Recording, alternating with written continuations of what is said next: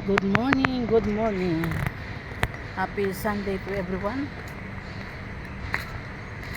Lakad-lakad. Thank you, Lord. At nakalakad ako ngayon. Salamat sa Diyos.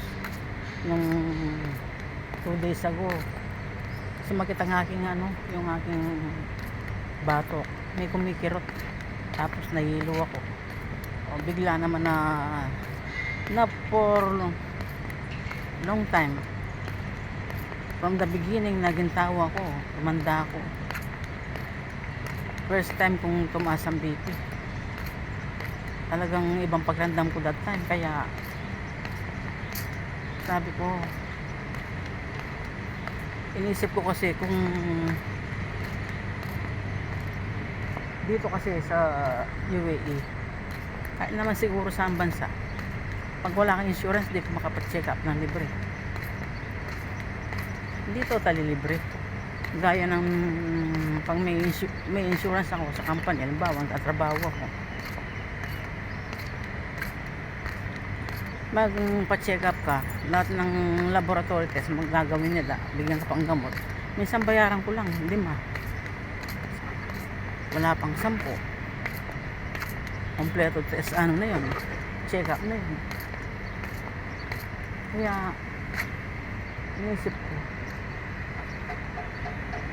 uwi na lang ako. Tingnan nyo ang sikat ng araw, ang init mainit ang panahon ngayon. Sabi ko sa sarili ko, uwi na lang ako. Kaya thanks God at nakalakad ako, kasi pag naglakad ako, yung nalililyo ba ako, pag malililyo ako, parang masusubsob ako. O yan, nagdala-dala ako ng tungkod. Pinilit ko talagang maglakad, kasi kung nasa loob lang ako ng bahay, lalo akong manlalambot, mahina ang pagramdam. At nag-inhale exhale ako dun sa under the tree na yun, sa likod ng mosque. Nag-iisang tree dito. Iba pa rin kasi mag-inhale exhale. Pero awa ng Diyos, nung dinala ko sa emergency at Friday night. Friday yan. Oo, Friday. Nung dinala ako, naman ako, in-ECG ako. Ayos naman ang aking ECG, normal. At saka ang blood pressure ko, okay naman. Pero kailangan ako magpa-blood chem at to see the doctor. Pag nagpunta ka sa doktor, kailangan daw ako magbayad. Sabi ko, kung pwedeng mag-uusap na wala akong ibabayad talaga. Ang sabi, no need to, I need to pay.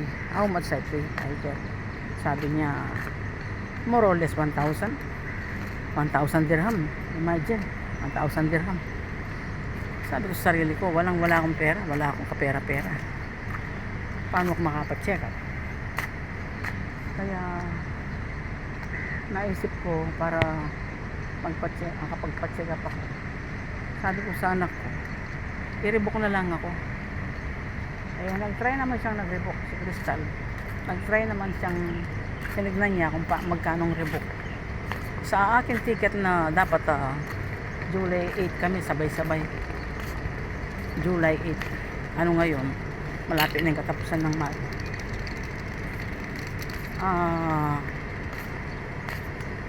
I-rebook nila ako. Kaya ang dami lang gastos sa akin sa pag exit ko, exit. Tapos i-rebook na lang nila ako. Nag-try naman na sa rebook si Crystal. Tinignan niya ang 2,200 kung ticket. Kasi ang pag ka lang, pag one way lang ang ticket mo, mahal talaga. Yung ticket kung 2,200 na yun, madadagdagan siya ng 1,500 pag ni-rebook ako. Then another pang pay ng rebooking, additional 400 pa. Magkano nga abutin ng ticket ko? 2,200 plus 1,500 plus 400. Diba? Napakalaki na nun. Ang laki na nun sa Pinas. Parang kulang-kulang na 70,000. Sabi ko, kasi bawat 1,000 dito, parang almost 16,000 eh. Kaya sabi ko, naku, matitiis ko pa naman.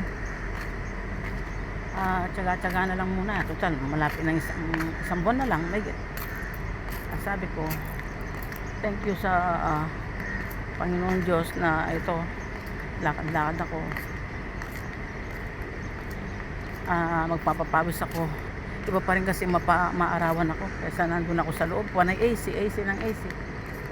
Lalo kang, siguro nga kaya sumasakit ang sumakit ang ulo ko dito sa AC dahil nakahiga ako dun sa sala, yung nakatapat sa akin ng AC na malamig, yung sumakit ang aking batok sa kabila, yung kabila lang